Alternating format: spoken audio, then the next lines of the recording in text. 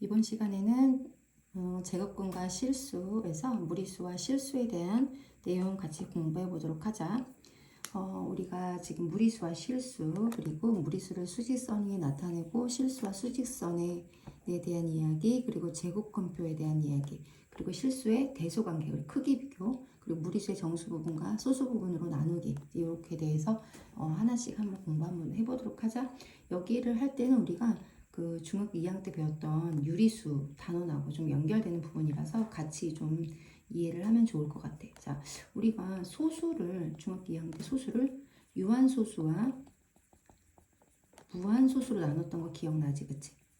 자, 유한소수는 소점 아래에 0.12처럼 소점 아래에 몇 개의 소점 아래 숫자가 정해져 있는 거야. 유한계가 있는 거지. 그래서 이런 걸 유한소수라고 해. 그래서 유한소수는 분모를 10의 거듭제곱의 형태로 만들어서 분수로 만들 수가 있었어. 그 다음에 이 무한소수 중에서 우리가 일정한 숫자가 반복이 되는 그 0.뭐뭐에서 숫자들이 땡땡땡으로 무수히 많은 거를 무한소수라고 해요. 소점 아래가 무한히 많은 소점 아래 숫자들이 있는 거야. 그런데 그 숫자들이 일정한 그 배열이 있는 거야. 규칙이 있는 거지, 말하자면. 그런 소수를 우리가 순환소수라고 얘기했어. 일정한 숫자가 배열이 한없이 반복되는 거. 그러니까 그 다음 숫자가 뭐가 올지 우리 예상할 수 있는 거잖아. 그런 소수를 순환소수라고 했고, 그 다음에 순환하지 않은 무한소수라고 있었어. 그래서 우리가 순환소수를 소점 아래에 순환마디만큼 9를 붙이고 아닌 것만큼 0을 붙이고 분자를 전체 다 쓴 다음에 순환마디가 없는 걸 빼서 이런 형태로 해가지고 순환소수도 마찬가지로 분수로 만들 수가 있었단 말이야. 그러니까 유한소수와 무한소수는 분수로 만들 수가 있었어. 그런데 순환하지 않은 무한소수는 규칙이 없기 때문에 분수로 만들 수가 없었지, 그치? 이게 유한소수와 무한소수를 가르는 방법이었어. 그래서 우리가 유리수라는 것은 유한소수나 순환소수처럼 분수로 나타낼 수 있다. 분모는 0이 아닌 정수고 분자는 정수, 이런 꼴인, 그러니까 분수의 꼴로 만들 수 있으면 유리수, 분수의 꼴로 만들 수 없으면 유리수가 아닌 실수라고 해서 우리가 무리수라고 얘기를 했던 거야. 그런데 순환하지 않은 무한소수가 바로 무리수였던 거지. 그치? 자, 그래서 유리수와 무리수를 구분하는 방법은 분수로 만들 수가 있다, 없다. 그걸로 판단을 하면 돼. 그래서 우리가 대부분 이 순환하지 않은 무한소수에는 뭐 파이 같은 거, 그 다음에 일정한 숫자가 반복이 되지 않는 거, 그리고 근호를 사용하는 것들은 다 순환하지 않은 무한소수인 거지, 그치? 그런데 우리가 근호를 사용하더라도 근호 안에 제곱이 되는 숫자가 들어가서, 예를 들어 4처럼 제곱이 되는 수가 들어가서 근호를 벗을 수가 있다. 그럼 이런 거는 근호를 사용했다 하더라도 순환하지 않은 무한소수인 무리수는 아니라는 거지, 그치? 그래서 이제 그렇게 근호가 있다고 해서 무조건 다 무리수는 아니지만 근호를 벗을 수가 없는 형태, 그런 수들을 우리가 다 순환하지 않은 무한소수라고 해서 무리수라고 이제 얘기를 하는 거야. 그래서 우리가 이제 실수라는 것이 유리수와 지금 분수로 만들 수 있었던 유리수와 그 다음에 유리수가 아닌 실수라고 해서 무리수, 이렇게 구분하는 거야. 유리수 안에는 우리가 중학교 1학년 때부터 배웠던 정수, 그러니까 자연수에 플러스 5를 붙인 양의 정수, 그리고 0, 음의 정수를 통틀어서 정수라고 하고, 정수가 아닌 유리수가 있어. 그치? 뭐 예를 들어 2분의 1, 3분의 1, 0.2, 0.58, 뭐 이런 식으로, 이런 거, 마이너스 5.2, 뭐 이런 식으로 정수가 아닌 유리수는 정수가 아닌 모든 수를 유리수를 다 유리수로 그러니까 분수로 만들 수 있는데, 정수의 패턴 딱 떨어지는 뭐 1, 2, 3, 4, 마이너스 1, 마이너스 2, 마이너스 3, 0, 이런 것이 아닌 애들을 정수가 아닌 유리수라고 했단 말이야, 그치? 그래서 우리가 정수가 아닌 유리수를 고르시오, 이런 문제 많이 봤을 거야, 그치? 그 다음에 이제 그 무리수, 이렇게 구분을 했어. 그래서 실수 안에 이만큼이 유리수라면 유리수가 아닌 나머지를 뭐라고 부른다? 무리수라고 부른다. 그러니까 유리수와 무리수는 완전히 별개인 거지, 그치? 그렇게 해서 우리가 이제 실수의 체계에 대해서 배웠던 거고, 그 다음에 이제 그래서 어쨌든 우리가 지금 이제 무리수에 대한 단원인 거잖아, 중3 때는. 그래서 파이, 그 다음에 대표적인 게 파이, 근호를 벗을 수 없는 루트, 이런 것들, 그런 것들을 다 무리수로 보면 돼. 그래서 다음 중에서 뭐 무리수를 고르시오, 유리수를 고르시오, 정수를 고르시오, 자연수를 고르시오, 실수를 고르시오, 이렇게 물을 수가 있어. 근데 실수를 고르시오 하면 모든 수, 우리가 지금 알고 있는 뭐 루트든 아니든 모든 수를 다 실수라고 얘기를 하는 거지. 그렇게 구분하면 돼. 그 다음에 이제 무리수를 수직선 위에 나타내는 거에 대해서 했어. 자, 우리가 수직선 위에 나타내는 거는 중학교 1학년 때 수직선 위에 숫자를 대응하는 거 본 적 있지? 자, 0에서부터 오른쪽으로 1, 2, 3, 왼쪽으로 마이너스 1, 마이너스 2, 마이너스 뭐 이런 식으로 수직선이 있다고 하자. 그럴 때 만약에 우리가 이렇게 해놓고 이 점에 이 지금 대응하는 점을 뭐 대응하는 수를 나타내봐라. 그럼 예를 들어 얘가 A다. 그럼 A 땡땡 1 뭐 이런 식으로 표현했지, 그치? 나중에 좌표평면을 배울 때는 우리가 좌표평면에서는 A 가로 1 이렇게 좌표평면의 순서상 배울 때 가로 순서 표현했던 것도 기억나지, 그치? 그래서 이렇게 수직선 위에 우리 유리수들을 수직선 위에 나타낼 수 있었어. 그러면 유리수만 수직선 위에 나타낼 수 있느냐? 그것이 아니라 무리수도 수직선 위에 나타낼 수 있다. 그러면 수직선 위에 무리수는 어떻게 나타낼까? 예를 들어서 한 변이 1인 이런 정사각형이 있다고 해보자. 자, 이럴 때 우리가 여기는 자연수지만 이 대각선에 해당하는 길이 요거는 얼마가 되냐면 루트 2가 되는 거 알지, 그치? 루트 2인데 이 루트 2를 이 수직선 위에 나타낼 수 있다는 거야. 자, 어떻게 나타내냐면 우리가 만약에 원을 그린다. 1이라는 점을 중심으로 해서 원을 그린다 생각하면 요걸 반지름으로 해서 쭈루룩 돌린다고 생각하면 요게 이렇게 원이 그려질 거잖아. 그러니까 요 길이가 루트인데 그 길이가 똑같이 여기가 루트 2가 된다는 거야. 그럼 요 점이 바로 요 길이가 루트 2라는 거야. 자, 그러면 그냥 여기 이렇게 하자. 자, 이렇게 색깔이 되니까 이렇게 한 번 더 그려볼게. 자, 루트 2는 분명히 무리수잖아, 그치? 근데 무리수를 수직선에 나타낼 수 있다는 거야. 자, 그러면 이렇게 한번 해보자. 이렇게 한 칸짜리, 일자리인 이런 정사각형이 있어. 이 정사각형의 대각선을 갖다가 우리가 루트 2라고 한다는 거지, 그치? 이게 루트 2야. 근데 요거를, 요 루트 2의 길이를 수직선 위에다가 여기다 이렇게 찍는 게 대응하는 거잖아, 그치? 그러니까 나타내려면, 자, 원을 이렇게 그린다고 하면, 이렇게 원을 그린다고 생각하면, 요 반지름하고 똑같은 게 여기라는 거지, 그치? 자, 그럼 요것도 루트 2야. 요 점. 자, 요 점을 선생님 딱 찍어 놓고, 요 점 P인데, 요 점은 대응하는 점을 읽어라. 그럼 요 점은 0에서부터 루트 2만큼 오른쪽으로 간 거잖아. 요게 루트 2랑 똑같은 거니까. 그래서 루트 2라고 읽어주면 된다는 거야. P 땡땡 루트 2라고 읽어도 되고 이렇게 대응할 수 있다는 거야. 그러니까 우리가 수직선 위에 유리수만 나타낼 수 있는 게 아니라 대응시킬 수 있는 게 아니라 무리수도 수직선 위에 대응시킬 수 있다. 그러니까 유리수든 무리수든 수직선 위에 실수기 때문에 나타낼 수가 있다. 그래서 실수도 수직선 위에 나타낼 수 있다는 거야. 그래서 우리가 유리수로 수직선을 완전히 다 이렇게 모든 점들, 자, 이게 다 점인데 이런 점들을 모두 다 유리수를 모두 다 모으면 하나의 수직선이 될까?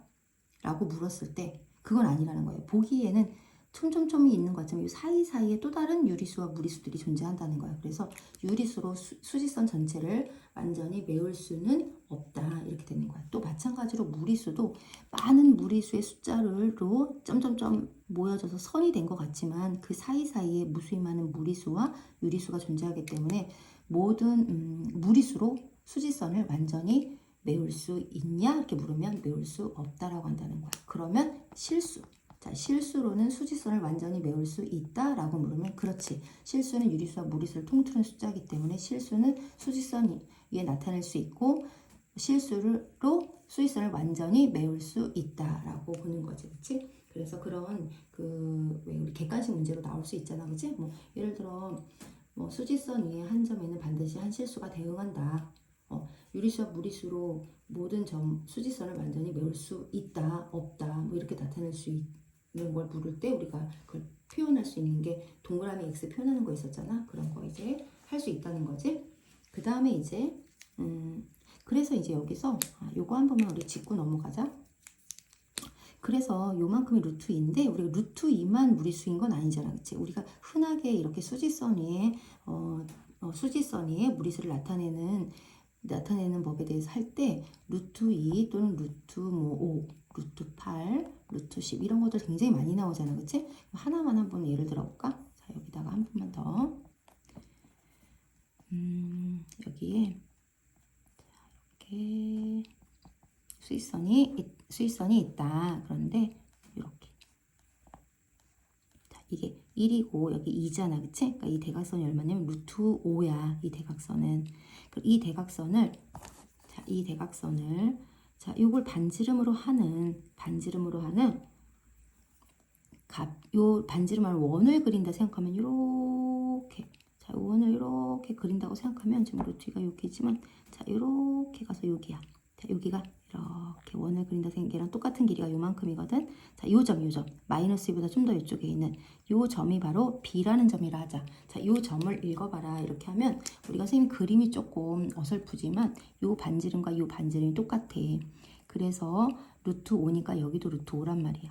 요 점을 읽을 때 요 점에서 시작해서, 자, 여기서 시작해서 루트 5만큼 어느 쪽으로 갔냐면 왼쪽으로 갔잖아, 그지? 그러니까 루트 5만큼이 아니라 마이너스 루트 5만큼이라고 볼 수 있다는 거야. 그래서 B점을 읽을 때 0에서부터 왼쪽, 그러니까 마이너스 방향으로 얼마만큼? 루트 5만큼 이렇게 표현하면 된다는 거야. 그래서 이렇게 답을 써줄 수 있다는 거지. 자, 그럼 만약에 이렇게 될 수도 있잖아, 그치? 자, 1에서부터 왼쪽으로 갈 수도 있고 1에서부터 오른쪽으로 갈 수도 있어, 그치? 그래서 그 점을 읽을 때는 항상 어떻게 읽냐면 어떤 점을 읽을 때 그 점이 어느 점에서 시작했는지 시작점. 자, 시작점에서 오른쪽이면 플러스, 시작점에서 왼쪽으로 갔으면 마이너스, 그리고 이동한 무리수 값 이렇게 해주면 된다는 거야. 알겠지? 자, 그래서 여기다 한번, 자, 여기에다가 한번 해볼까? 자, 여기에 1짜리, 자, 루트 2라고 하자. 자, 이 루트 2가, 이건 루트 2야. 그러면 이렇게 해놓고 요 점, 자, 요 점 C점인데 요 좌표를 나타내봐라. 이 점 수를, 대응하는 수를 표현해봐라. 이렇게 하면 여기 시작점은 여기야, 그치? 이게 어디서 시작했냐면 여기서부터 루트 이만큼 간 거기 때문에 마이너스 3에서 시작해서 어느 방향이냐면 얘보다 더 오른쪽이니까 플러스 방향으로 얼마만큼? 루트 이만큼 이렇게 해주면 된다는 거야. 시작점 오른쪽이면 플러스, 왼쪽이면 마이너스, 그리고 무리수 값만큼. 자, 이렇게 해서 표현해 줄 수 있다는 거야. 그래서 문제 한번 풀어보고 잘 못하겠다, 시작점에 대해서 잘 이해를 못하겠다, 그런 거 있으면 질문해 주면 돼. 그 다음에 이제 제곱근표. 자, 5번째 제곱근표. 제곱근표는 우리가 중학교 3학년 이제 교과서를 다 받았을 거니까 교과서 맨 뒤쪽으로 보면 1.00부터 9.99까지 해서 그 표가 이렇게 쭉 나와. 그래서 이렇게 가로 세로 만나는 점을 이렇게 읽어주는 건데 이게 제곱근 값이야. 예를 들어 뭐 1.23이다. 그럼 뭐 1.2와 뭐 3이 만나는 값을 읽어준다든지 뭐 이런 거거든. 그래서 그 제곱근표에 보면 나와 있어. 그래서 제곱근표에 가로와 세로가 만나는 점을 읽어주면 돼. 알겠지? 그래서 자, 이거 1.2, 뭐 여기 3, 1, 0, 1, 2, 3 이렇게 돼 있으면 3과 만나는 점에 이렇게 만나는 지점을 읽으면 그게 루트 1.23에 3에 해당하는 값이다. 어림한 값이다. 이렇게 보면 되는 거야. 세대짜리까지 하면 표현이 돼 있을 거야. 자, 그렇게 해서 읽어주는 거라 그거는 어렵진 않아. 반대로 이렇게 문제가 날 수 있어. 요 값을 알려주면서 그게 루트 얼마 값인지 뭐 이런 거 물을 수 있어 또. 그러면 표 보면 다 할 수 있으니까 그 정도 할 수 있고, 나중에 우리가 10의 거듭제곱 이용해서 이 제곱근표 안에 없는 것을 나중에 좀 지나면 공부하게 될 거야 우리가. 그럼 그때 좀 더 자세히 하도록 하고, 제곱근표는 1.00부터 9.99 사이에 있는 자, 이 표 안에서 읽어주면 된다는 거. 자, 그 다음에 이제 실수의 대소관계. 자, 대소관계는 크기 비교지, 그치? 실수의 대소관계는 크기 비교인데 우리가 아까도 수직선 했지만 모든 유리수나 무리수는 수직선이 나타낼 수 있고, 그리고 수직선에서 0이라는 원점을 중심으로 오른쪽으로 가면 갈수록 숫자는 점점 커지지, 그치? 절대값도 커지고 숫자도 커져. 그래서 0보다 오른쪽은 절대값이 클수록 실제 숫자도 크다. 그런데 문제는 이제 왼쪽. 0보다 왼쪽일 때는 절대값은 점점점 커지는데 숫자는 실제로 점점점 작아지겠지. 그래서 왼쪽으로 가면 갈수록 실제는 점점 더 숫자가 작아진다. 이렇게 이제 알고 있으면 돼. 그래서 만약에 수를 대응을 했는데 그 값을 숫자를 대응시켰는데 여기하고 뭐 여기다. 그럼 어디가 더 큰지 표현할 수 있겠지. 수익선 위에 나타낸다면. 그렇게 해서 수익선 위에 나타내서 크기 비교를 할 수 있어. 그런데 우리가 대부분 실수의 대소관계를 비교할 때 일반적으로는 대소관계를 할 때 첫 번째는 어떤 방법을 하냐면 두 수의 차를 구해서, 두 실수의 차를 구해서 만약에 0보다 크다 그럼 두 숫자 중에 앞에 숫자가 더 크고, 만약에 차를 구했는데 0이다 그럼 두 수는 같은 수다. 그 다음에 뺐는데 0보다 작더라 그럼 두 수의 어느 뒤에 있는 숫자가 더 크다. 이렇게 크기 비교를 차를 이용해서 해주는 방법이 있어. 그 다음에 또 어떤 것도 있냐면 부등식의 성질을 이용하는 경우도 있어. 이거는 예를 들어 어떤 거냐면 이런 거지. 자, 4 플러스 루트 10이 있고 그 다음에 4 플러스 루트 11이 있는데 이렇게 해놓고 이 두 수 중에 누가 더 크냐 이렇게 물어보는 거야. 두 수를 빼서 할 수도 있지만 자, 양쪽에 똑같이 4가 있어. 자, 똑같이 4가 있으면 이 똑같이 4는 양변이 똑같이 뺐다고 똑같이 4씩 뺐다고 생각해도 괜찮겠지. 그지? 없다 생각하면 루트 10과 루트 11을 비교해서 루트 11이 더 크다. 루트 안에가 더 큰 것이 크다라고 배웠잖아. 우리가 앞에서. 그치? 그래서 루트 11이 더 크다. 이렇게 부등식의 성질을 이용해서도 문제를 풀 수가 있다라는 거.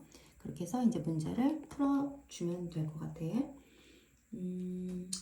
그런데 이제 그렇게도 하지만 나중에는 빨리빨리 이제 대조관계를 해야 되는데 막 차를 두 수를 빼서 막 이렇게 해도 하지만 실제로 빨리빨리 답을 구할 때 선생님은 이런 방법도 많이 얘기해줘. 자, 루트 1은 1이고 루트 4는 2고 루트 9는 3이고 루트 16은 4고 뭐 루트 25는 5잖아. 그치? 그래서 뭐 그런 숫자들 근호가 표현되어 있지 않은 유리수 우리가 왜 3하고 지난번에도 3하고 루트 5가 있으면 3은 루트 9잖아. 그치? 그러면 3은 루트 1은 루트를 벗을 수는 없지만 3이라는 거 루트를 근호를 씌워서 표현할 수 있으니까 이렇게 비교해서 아 루트 안에가 클수록 크잖아 해서 이렇게 할 수도 있는 거니까 자, 그렇게 해서 요 값들을 이용해서 어림 잡아서 실제로 걔가 숫자라면 한 얼마 정도 되겠다 뭐 이렇게 어림 잡아서 문제를 풀 때가 더 있어서 예를 들어 이런 거 말하는 거야. 만약에 5 마이너스 루트 2와 4의 크기 비교를 하려고 그래. 그러면 자 얘를 루트 25로 만들고 얘를 루트 16으로 만든다 해도 루트 25에서 루트 2를 뺄 수는 없잖아. 그치? 그래서 그렇게 할 수가 없으니까 자 루트 2는 요 사이에 있기 때문에 1점 얼마야. 물론 제곱근표를 보면은 1.414지만 1점 얼마인 건 확실해. 그럼 5에서 1점 얼마를 뺀다 생각하면은 얘가 4가 아니라 3점 얼마가 될 거야. 그치? 4가 아니야 얘는. 분명히 여기 소점 아래에 있는 걸 빼줘야 되기 때문에 3점 얼마란 말이야. 그럼 3점 얼마랑 4랑 비교하면 누가 더 커? 4가 더 크지? 이렇게 어림에서 비교를 한다는 얘기야. 그 다음에 이제 무리수의 정수와 소수 부분. 요게 오늘 배운 내용에서는 좀 중요하다고 볼 수 있는데 무리수를 자 무리수 보이나 모르겠네. 자 무리수.